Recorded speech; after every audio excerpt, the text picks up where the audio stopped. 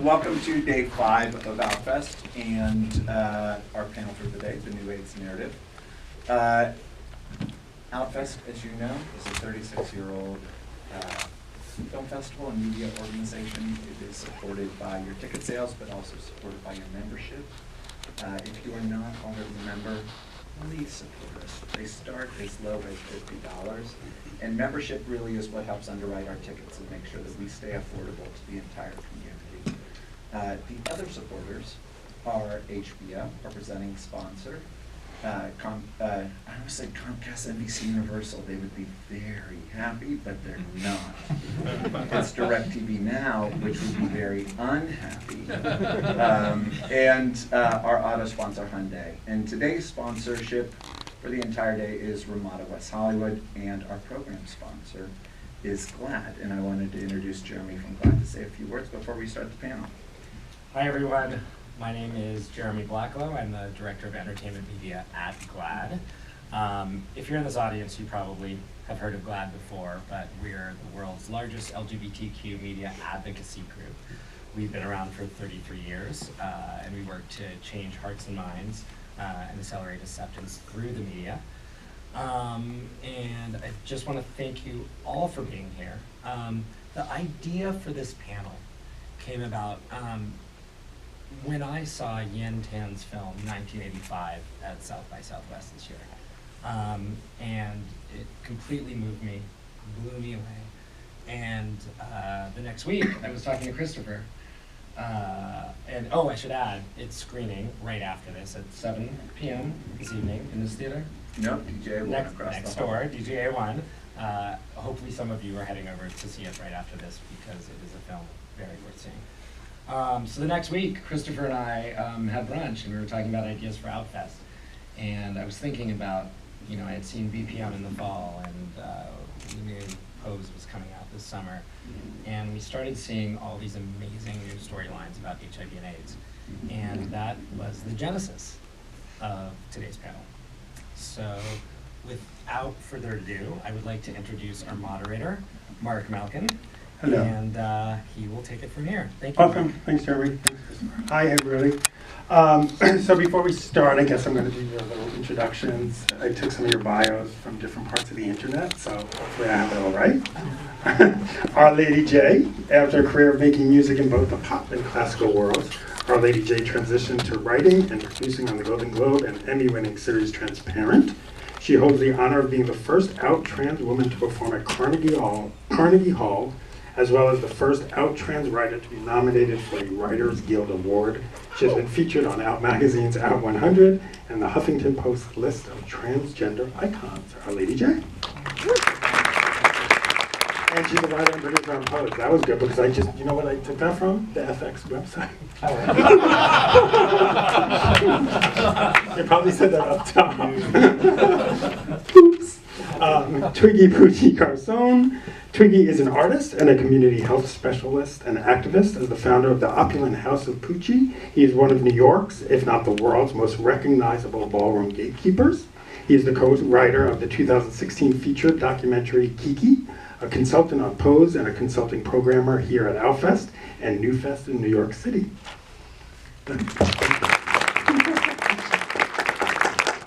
Yen Tan was born and raised in Malaysia and is an award-winning filmmaker and key art designer based in Austin, Texas. His latest film, 1985, premiered at South by Southwest, and as we know, it's going to be here tonight at 7 o'clock.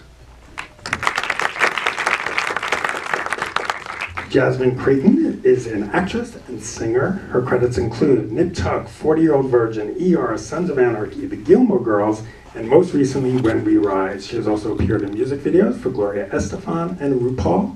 In 2017, she was among a group of transgender actors and actresses who were featured in a filmed letter to Hollywood asking for improved roles for transgender people. And last but not least, Alonzo Duralde. Alonzo is the author of Have Yourself a Movie Little Christmas and 101 Must-See Movies for Gay Men.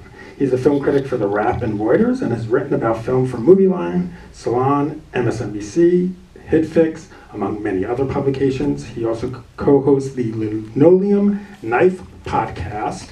He serves as a senior programmer here at Outfest and is a pre-screener for the Sundance Film Festival. Alonzo. So I just wanted to start off the panel really sort of, I mean, as we know, HIV/AIDS is, a history here in Hollywood, an interesting history. Sometimes it's good, sometimes it's bad. But I wanted for all of you to go back and sort of talk about the HIV/AIDS storyline that you remember most, that had the first impact on you, whether it was in film or television. Oh, that I remember most? Oh, God. I don't know.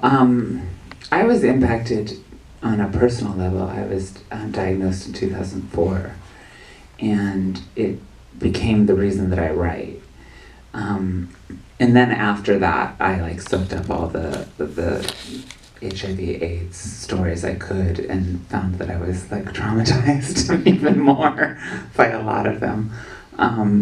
But I mean, Angels in America, for sure, I think had the most impact on me, in how it really allowed me to get in touch with my anger about it, which is what I try to put in my writing as well, anger over the injustice of the stigma around HIV/AIDS.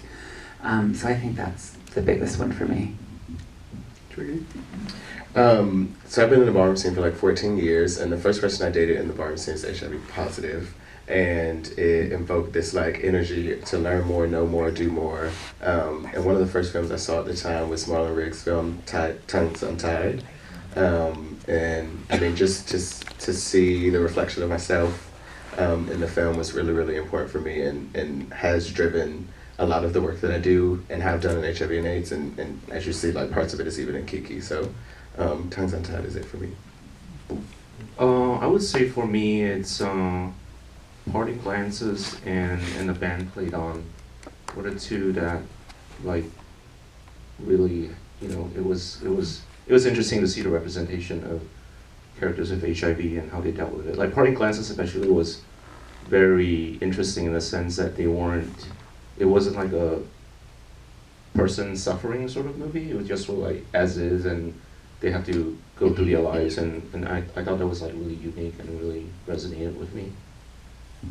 For me, I believe it was an Early Frost. This is a long time ago.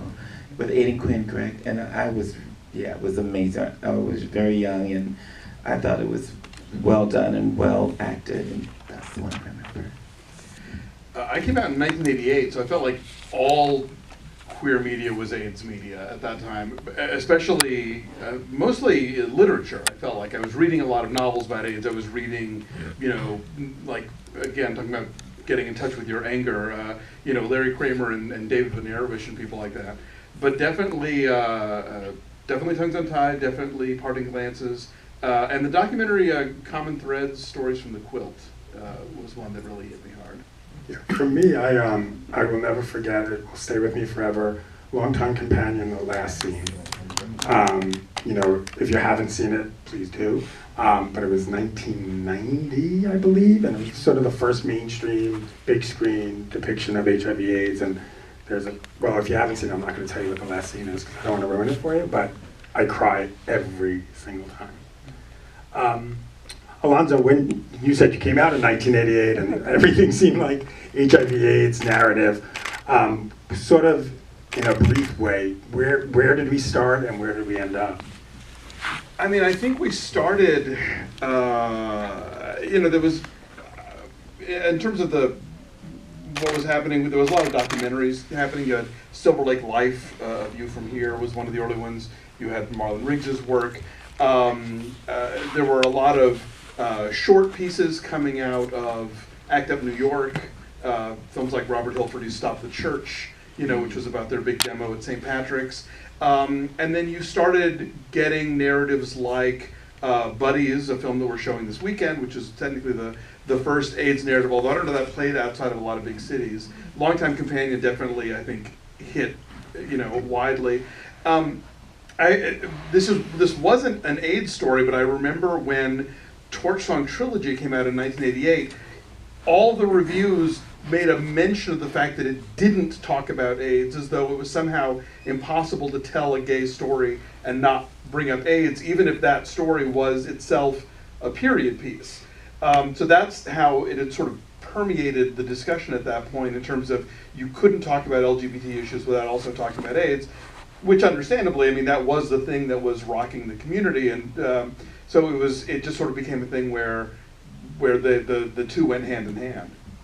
Yeah, I mean, you look at, Normal Heart, BPM, 1985 Pose, it does seem like there is this new wave of the HIV/AIDS narrative. It's always been there, but it seems like there are definitely little bubbles that happen. Why now? Why is there this narrative now? I mean, Pose, I just have to tell both of you, I mean, I think maybe we could all agree, it's amazing. It's unreal that you guys are on primetime television telling these stories of trans people of color with HIV and AIDS and having these sex talks. It's pretty amazing. How do you do it? Why now? I think there's a certain safety right now that is available because of medication, and we're seeing less people die, and undetectable is untransmittable, and there's like a less fear around it. And I think this is the first time where we're really not afraid of HIV/AIDS in the public consciousness or subconsciousness even. And so there's an ability to get close to it again in a new way, where a lot of art was told through fear, and it was seen through the lens of fear. So there was always a distance. And I think the way that the stories are being told now, I think they're much more compassionate to it being a disease rather than a moral dilemma, which is what it felt like. Tricky, did you talk? Oh, go ahead. No, I'm sorry. There was an observation also somebody made about it took about 30 years for popular culture to deal with the Holocaust. That we didn't get the miniseries that happened in the 70s. That was one of the first big sort of mainstream discussions of that. And I think there's been we've needed that same distance from the beginning of the AIDS epidemic to sort of look at it with any kind of perspective. Twiggy, did you ever, in being in the ballroom scene, did you ever think there would be a show like Pose? No, not at all. Absolutely not. And so it really is a bit of a dream come true. I was telling Jay earlier that I was having a meeting with about season 2, and I just remember exactly the moment when I found out that season 2 got greenlit. Like, I was on a conference call, oddly enough, for an affinity group for AHF that I'm on, and they were like, "Oh my God, y'all got season 2," and I was like, "Okay, I'm gonna call you right back." So it is a dream come true. Yeah. Totally. Oh, and also, sorry, shameless plug. We have Johnny Sibley, who plays Costas in Pose, in the audience. I just wanted to say hi because Johnny's my friend. Jasmine, when you were starting out, do you remember going in for roles that are HIV/AIDS narratives? What was it like back in the day? Well, just recently, maybe a year ago, I did a show called Pure Genius, and I played Gloria on that show, where the young man was HIV positive and actually had a strain that was incurable. Unfortunately, the show was only on for, I think, a year. But that one episode that I did was very powerful, and it was amazing. And to be honest, I had not gone out for roles that looked at the subject, until recently, which is why it is important that it be looked at right now again, because there is a surge. I literally work on the front lines, right? So I'm interfacing with folks. I've actually gave someone HIV positive diagnosis before, and it's real. And the youth need to see it and know that it's still prevalent and that it's still happening. And I'm sex positive, but you still need to figure out a way that you want to get creative with your sexual practices, because it's vital, it's very important. And, but a lot of people don't know, but over 50% of HIV, African-American trans women in Los Angeles are HIV positive, and that number is extremely high. And how do you do it, and this is open to everyone, in the narrative of, film or television without it just being a history lesson? Really reaching the kids and saying, it's still going on. Well, with Transparent in season 3, the episode 6, where Trace Lizette's character Shay discloses that she's HIV positive to Josh. With that, we tried to build it as just a mini love story that happened in an episode, and the heartbreak was that you expect it to be that she's trans and that he's not going to get past that, and he's fine with that, and he fetishizes it, and he's a little weird about it, but like, she's like, okay, I'm going to let him into the next level. And then with that, there was the disclosure, but the thing that I felt like we had a moral responsibility to talk about was PrEP, especially at the time. This is before the CDC announced that they agreed that undetectable is untransmittable, so we wanted to go as far as we could with that. Which the World Health Organization, I think, just did the other day. They just did? Yeah. That's a relief. Yeah. I mean, doctors have known it for a very long time. It's nice that people are catching up. And so the way to catch up the public consciousness is to do it through media. And so that was, there's the art form of it, and then there's also just the little things that you can slip in there to make sure that the medical agenda is there as well. Yeah, and your film, obviously 1985, self-explanatory when it takes place. But really, if you take sort of the Walkman out of it, and the very early Madonna references out of it, it could be a story that takes place today. Right, absolutely, yeah. I mean, I don't know whether it's like that for Pose, where, like, I wrote 1985 during our comfortable Obama years, and we think we're revisiting history sort of thing. So that was like the distance, the privilege of distance, not knowing that by the time our works come out, it's like this weird, bizarre time of things coming back again, like these, like, we're potentially going through another level of like the dark ages or something.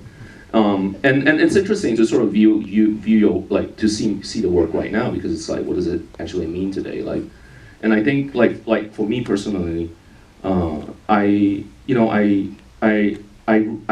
that 1985 because I interacted with a lot of people who were living with HIV and AIDS in the 90s after I graduated from college, and it was a way to pay my respects, like to just sort of, because I felt like we lost a generation of people that didn't have a voice, and telling a story today is a way to give them back their voice. But also it's like, along with what Alonso talked about earlier in terms of like, you can't watch a gay film in a certain era without thinking that it has something to do with AIDS. Like for me, I had to make 1985 to tell myself that being queer doesn't equal AIDS, doesn't equal death, And I think when, at 1985, when I was 10 years old, and I had an inclination that I was gay, I made that immediate sort of conclusion that I was going to die of AIDS because I saw Rock Hudson in the news, and I just thought that's what happens when you fall in love with a man. And just like, being 10 years old and having the sense of like you're going to love a guy and then equaling that to death is, I think it was kind of like did a number on me, and so I felt like I had to make 1985 as a way to sort of make that distinction that it's not the same thing. It could be like being queer can also mean that you can dream and have the things that everyone else wants to have. In Pose, when you're in the writer's room and you're writing these storylines with HIV/AIDS, is there anything that sort of, do you say, okay, we've gone too far? Or is there no limit there? No, I'm always pushing for let's go further, for sure. I think the current statistics are trans women of color are 50 times more likely to have HIV than the general population. And in my own experience, even in my own circle of friends, like, so many of us are positive. And it's a story that needs to be told, and it has to be told, especially in 1987. There's a historic responsibility to tell it. But there was a bit of debate on like how many characters how many main lead characters we wanted to be positive. I think there was a little bit of fear that it would become an HIV drama and labeled as that, and so we rolled it out a little bit later in the season as well. Even though the first episode, Blanca is HIV positive, but it becomes her life force rather than a death sentence for her. And then, I don't want to spoil anything for anyone, but then when Pray Tell's character becomes positive, that was like the moment where we really decided to dig in episode 6. I mean, I have to say, when I'm watching it, and I don't know if it's a bad thing or what, but I look at all the characters, I'm like, if those characters were real, probably most of them would be dead today. Yeah, absolutely. I really want to praise Post for getting the details right. Things like that it took a week or 2 weeks to get those results back then. The whole thing about the doctor doing the test off the books because the insurance company would flag it. Because it's amazing how people forget already what that stuff was about. And I've seen people try to demonize the gay community for refusing to get tested at that time, and they leave out the historical context that getting tested and testing positive in a before there was anonymous testing meant losing your insurance, the potential of losing your house, your job, all this kind of stuff. And so it's a near enough piece of history for a lot of us to remember, but it feels like a million years ago in terms of how things have changed. Yeah, and a lot of things haven't changed. You know, the criminalization is still very real, and it's one of the main reasons that a lot of trans women don't get tested. If you know that you're positive and you're doing sex work, it's a federal offense, and it's still a nightmare that we have to unravel. And there are still a lot more stories to tell. And that sort of brings me to the next question. You have a movie like Bohemian Rhapsody. Most people have not seen the movie, but already people are saying, you know what, HIV/AIDS has to be in this movie. Freddie Mercury's sexuality has to be addressed. Because there were some rumors that it wasn't going to be addressed, and I even put on Facebook, I'm like, this can't be true. They've got to address him dying and his sexuality. But then you had a movie like Call Me By Your Name last year, which a lot of people did criticize for not even touching on HIV/AIDS. It was 1983. The book was actually took place in the height of the epidemic, where the movie was 1983. But you were like, okay, these are educated people in New York City, and they're not going to talk about it at all. But now the director is saying that if there's a sequel, that will be part of it. How much, I guess, is there an obligation to address it, depending on the time period, depending on who it is? Alonso, because you're Don't look at me. I mean, I see the argument in that case, but I think also Call Me By Your Name, you're dealing with such sort of sheltered, bougie people that I think that, they could maybe consider themselves not have to be thinking about it so much. It's not like these are characters who lived in the East Village or something. These are academics, and they're in a bit of an ivory tower. So I mean, not that it excuses it, but I bought that those characters would maybe be blithe about HIV at that point. And do all of you want to see Bohemian Rhapsody? If Bohemian Rhapsody doesn't do it, that's some bullshit. But but are we surprised that that's still happening today? That would even be a debate that, well, should we include that? Should we not include that? Surprised now. What's the story that still needs to be told in terms of HIV and AIDS?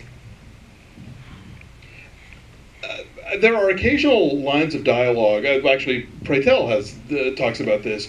There are so many people who lost everyone in their lives during that period. It was, people talk about it like surviving a war. And I having come out in the late 80s, I feel like I just missed that era. Things, but I don't think it. And I'm not here to criticize. I don't think it told that story. Right. And can you tell that in a fiction narrative? You can tell anything in a fictional narrative. True. Good point. I want to see more stories about how it affects the straight community, straight men in particular. I dabble in the heterosexual arts sometimes. As a transsexual woman. It's my dating pool. And straight men know nothing about HIV. it's like Listen, we have a president who thinks HIV is what, HPV? Yes. Yeah, so. God. Sorry, didn't mean to bring that up. You just brought me to my dark place. I didn't mean to say his name either. But that's something I think that needs to be talked about, and it's a discussion for every trans woman, like disclosure, and how do you disclose to a man who still thinks it's 1985 and who knows nothing, and it's like dating is so not sexy when you're trans and HIV positive. It's just you're a teacher. Like date number 2 is like, okay, here we go again. You have a pamphlet, just hand them. Flashcards. Google. But I do think there's still a lot of untold stories, you know, about what happened. Because like for 1985, the thing I wanted to explore was what happens where there's no privilege of coming out, and that's what you have to live with, and you have to die with that, not being able to tell your loved ones, and what's the consequences of that. Because like one of the there's a I want to say did this documentary play here like 2 years ago called Last Man Standing, and it was based on the San Francisco Chronicle article. Okay, yeah, like that doc itself, and also that article, that Chronicle piece was just so mind blowing because it was about the survivors and how so many of them were just like so deeply traumatized, and they haven't really dealt with that, and they still have survivor's guilt, and there are ones who killed themselves because they just couldn't deal with it, you know, and then the ones who are still around us are dealing with a whole set of problems themselves too, and I feel like that's a really interesting story to explore in the narrative space too. And let's open it up to the audience if anybody has any questions. Right there. One of the untold stories for me, I'm a fan of porn, and I think that there was this huge shift in porn when AIDS came along, you know, oh, we got to start wearing condoms now, and then now that has shifted back. And so there's this whole story of how it affected sex workers and those people who specifically deal with that on a daily basis that I think has not been told well. Do you have a question? No. Okay. We're live, by the way, on Promo Homo TV. Hi, Promo. I actually have an answer to your question that I'm hoping the rest of you would discuss about stories that could be told. What if you told the stories of people who died if they hadn't died, and you looked at a world that still had people like Bob Fosse and other great talent in it, and you saw the presence of their lives in the future as indicative of what was lost in their absence? Well, to clarify, Bob Fosse didn't die of AIDS, but you mean Michael Bennett, I guess. Who was the core? Michael Bennett. I meant Michael Bennett, excuse me. Did you guys see the HBO documentary about Fran Lebowitz that Martin Scorsese directed? She talks about how we lost so many great artists in the AIDS epidemic that she says that the thing that she would want to tell so many of them is, you'll never guess who has a career. And just, which is horribly cynical on one level, but at the same time it is Fran Lebowitz. It's Fran Lebowitz, so she gets to say that. But yeah, no, I think the 80s is the story of these incredible careers cut down in the arts, in music, and in thought, and everywhere else. I feel like it's more of a story of what would queerness be without HIV/AIDS, and that story is being made in San Francisco, and a filmmaker named Leo Herrera. It's called The Father's Project, and he has the first episode out. It's amazing.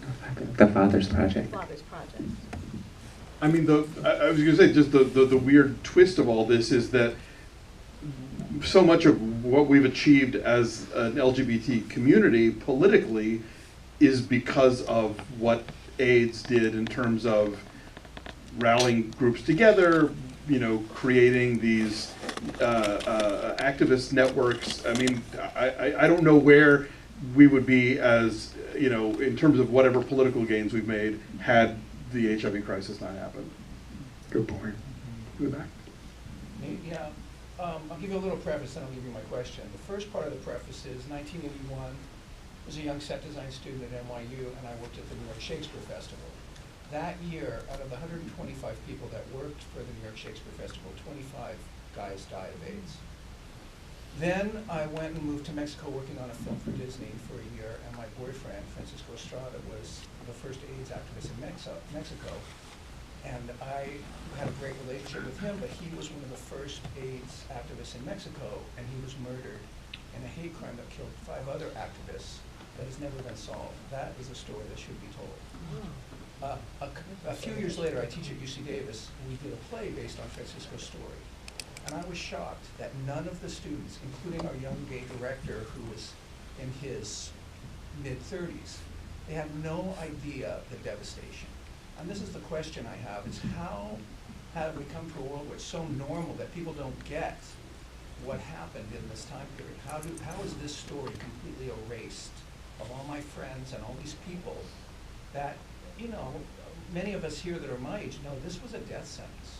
You got AIDS and you were dead in 6 weeks. I had friends I saw die that way. And this is something that to me is completely glossed over, you know, with PrEP and with the whole world we live in now. There doesn't seem to be any understanding that this was such a vital disaster. And that's my question is, why has this been erased? Well, I think one of the reasons is that the people aren't around to tell the story. And it's so shockingly disturbing to look at the reality and the bleakness of what it looked like that it's hard to swallow. And, you know, that's human nature. Is you want to go in the opposite direction and experience being naive and free and naivete. And I think that's just youth culture. Tricky, what did the kids in the ballroom scene know? Do they know the history? Yes, I think because ballroom has such a legacy of oral history that's passed down, that's how we learn about not just categories about who we are in ourselves. I think that, yes, and because there's such a heavy focus on HIV and AIDS and education and testing and connection to care within the scene and within the community, that is very prevalent and talked about always. In fact, I think it's saturated a bit, the conversation. And so it's a little opposite of that question within ballroom. And I think for us specifically, like there was the 80s and then there was waves, right? It wasn't just in the 80s, there was waves in the 90s where, I mean, I can't count how many ballroom people died. And even into my generation of ballroom, how many friends I've lost. And to your point, that I've had to like give their diagnosis to and see what has happened, right? And so it has been like very close to the ground for us. There's a line from the HBO and the band played on that's always stayed with me, because I think it as awful as it is, it's true. There's a newspaper reporter who's trying to write more stories about the early days of the AIDS crisis, and an editor tells him the only people who want to read about gay men dying are gay men and the ones who wish they'd all die. Wow. Nick? I wanted to say, in terms of the stories that haven't been told, and I would love Jasmine and Twiggy, you already did just answer it a little bit, speak to this, is like, I don't want to wait 30 years to hear the stories of like what's happening now in the ballroom scene and what's happening. Like Jasmine works at APAT as a, you know, working with people with HIV and AIDS, and I got an amazing tour by her through that organization. And the stuff they do is incredible. And so like the organizing is still going on, right? And the young people are still getting diagnosed and all of that, but it's largely people of color today and trans people. And like I don't want to wait 30 years to see those stories. So like how can we jumpstart telling those now? You know, and it's interesting, like this conversation, because it's still stigmatized. Like people still do not want to get tested. People are still afraid. People do not want to know that truth about themselves, and even regardless of what's going on. So it's still heavily stigmatized. So it doesn't matter, like, you know, how many movies or how, you know, it matters, but then at the same time, it's like, I don't know what it is that needs to be, people are trying to survive. People are in survival mode. And a lot of times, those things do not come into their psyche or to play, because they're just trying to like stay abreast, like not be on the street. That's what I'm often finding. I'm like, people are, you know, can't even really get into the healthcare because they've made it so complicated, and they're gonna give you this and they take away that. So, you know, another story that's missing is the black children in the church, like in the relationship, you know, with the black church and the youth, and that separation and that longing, that desiring to be accepted by your own family a lot of times, but you know, it doesn't happen, and so it builds all these walls and it creates all this tension, you know, that's very prevalent even today. Yeah, I can only underline that. I think, you know, being a person who has experienced housing instability, even in the midst of like being a community health specialist and that sort of thing, and working within the ballroom scene, like it takes for you to get like so fed up that you're like, someone else has to know about what the fuck is going on, right? And so like, for example, that was the impetus for us creating Kiki. Like me and my best friend Chichi were like, look, there's been enough of other people telling our stories, and it's time for us to fucking tell that story. And to your point, like it's not often that folk can like stop thinking about surviving long enough to like say, actually, I'm gonna make a whole fucking film about it, right? Like, so that's not a common thing. And I think it just takes for like people to be able to take a breath from all of that for a while to tell more stories, right? Yep. Yeah. Hi. The whole thing around the whole history of AIDS and where people had to fight through and get their gold mines and everything working and everything else. And what the New York Times said is that there will be millions of people who will die in Africa. I mean, it's going to be a plague on the list that we have not even begun to comprehend. And you know what he fucking did, okay, this fucking bunch of fascists? They sent down Focus to the Family this week down to South Africa to teach abstinence as their AIDS program. And this is a Holocaust that's continuing. And we live in America, so we live in California, which is completely different. You know, we can't even have this conversation. There's parts of the country we can't even have this conversation anymore because of what is actually looming in every part of the world. Okay, we've got Islamic fundamentalism, we've got Christian fundamentalism, we have all this fascist shit that's going on in the world. But this thing about the Holocaust that's happening in these other countries, I just feel like somehow American lives are no more important than other people's lives. That's a quote by Baba Vega. I'm wearing a thing that says the Bible taken literally is a horror. That we actually have to change the whole way that we live as human beings on this society. And I just want you to speak to the world right now and speak, you know, from your heart about this ugly, ugly reality that we're facing.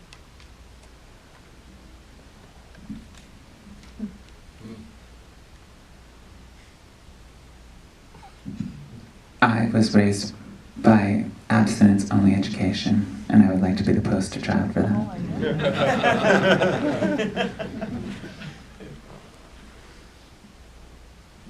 I guess my response is that there's still, even in the midst of all of that truth that you just spoke, thank you for that, that there still are folks in the world, particularly I'm thinking about Africa. I just came from Kenya in March, where folks are still making their way out of no way. And I went to, oddly enough, who would imagine going to Kenya to teach a group of people how to walk runway. But they are creating their own systems that work for them out of nothing, right? And so I just want to put that into the space that even in the midst of all this chaos, there's still just a little bit of joy. And I would also say to that, like, we are resilient. Like, we get the job done. Like, no matter, like, it doesn't.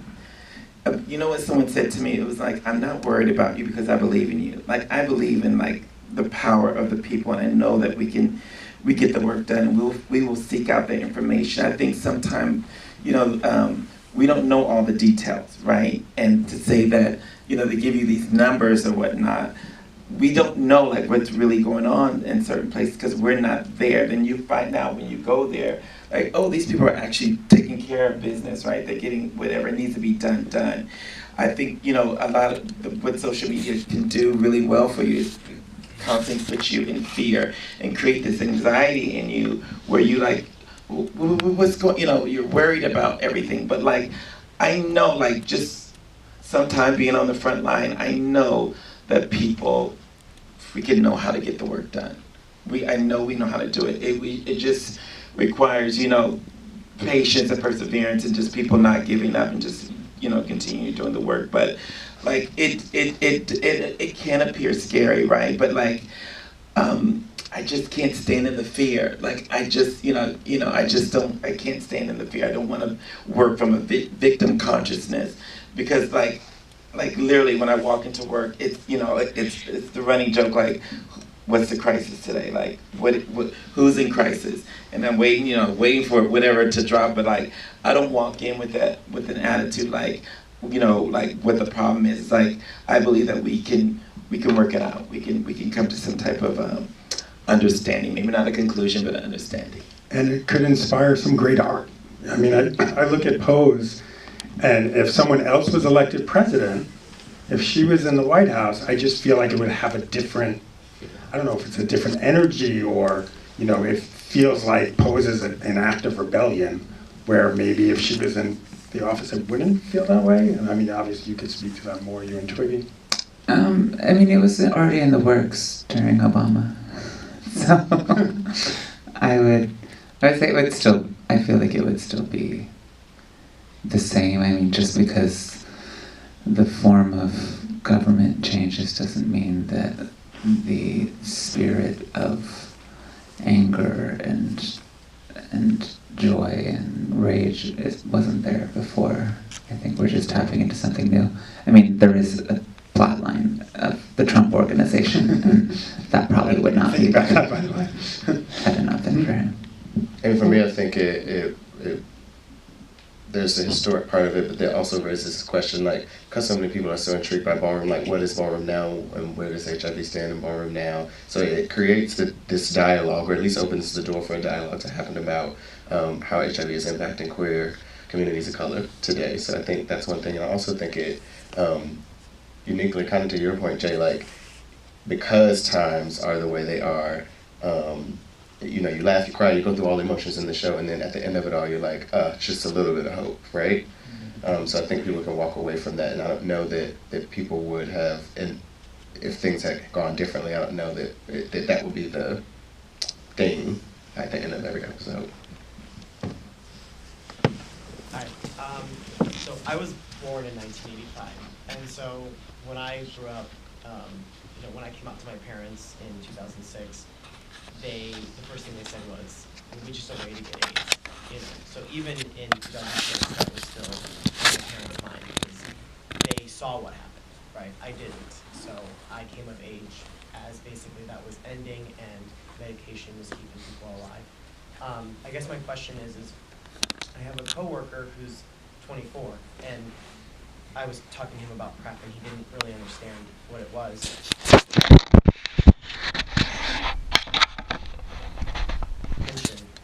Of a younger generation, even though I'm technically a millennial, there are much younger millennials who don't really go and see documentaries and films such as in places like Outfest. So how do you think you can reach out to them and grab them and make them pay attention?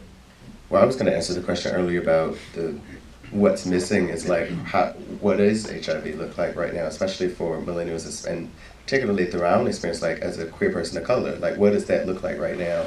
And to your point, I also was born in the late 80s, came out sooner than you, but like what is that story, right? Like of the folks in our generation that either were very distant and had no relationship to it, or folks like me who I saw every day a situation. And so I think that those are stories that need to be told. When I saw the name of this panel, one of the things I thought you would be talking about, and I guess it's another untold story, is there's a new fight going on today, which is the fight for PrEP. And I know in England, there's been this long story of fight of just getting the insurance to cover the, what do you call it, the National NHS. Health Service to cover it. And so I think that's a battle that is ongoing now, is this new form of safe sex and the arguments and controversies about that, and the whole Weinstein calling people Truvada whores and all of that. And I think that that's an important discussion that he's, I know I heard when the one with murder, when there was the first, how to first get away with murder, was the first time a gay couple had talked about PrEP on television. And I thought that was interesting. Yeah, I mean, I think that's going to be a storyline that's definitely going to be addressed, especially, I mean, we talk about millennials and we talk about younger people. You know, it's, you know, right now, the big thing I think on Facebook is sign the petition to lower the price. Because what is it, Gilead's prices for it are just outrageous. So I think it's a storyline that'll start getting addressed? Like how did, Along with that, is there, I follow this guy on Instagram who did a poster for PrEP. And he was bragging about, oh, look at me on the poster, I'm proud of what I did. And somebody attacked him, well, if you were using condoms, this wouldn't be. And I thought there's this whole battle of the fight over, is it okay to not use condoms anymore? And that's part of that conversation as well. good point. Any other questions? I think we'll wrap it up then. Well, thank you, everybody. This was awesome. Thank you. Thank you.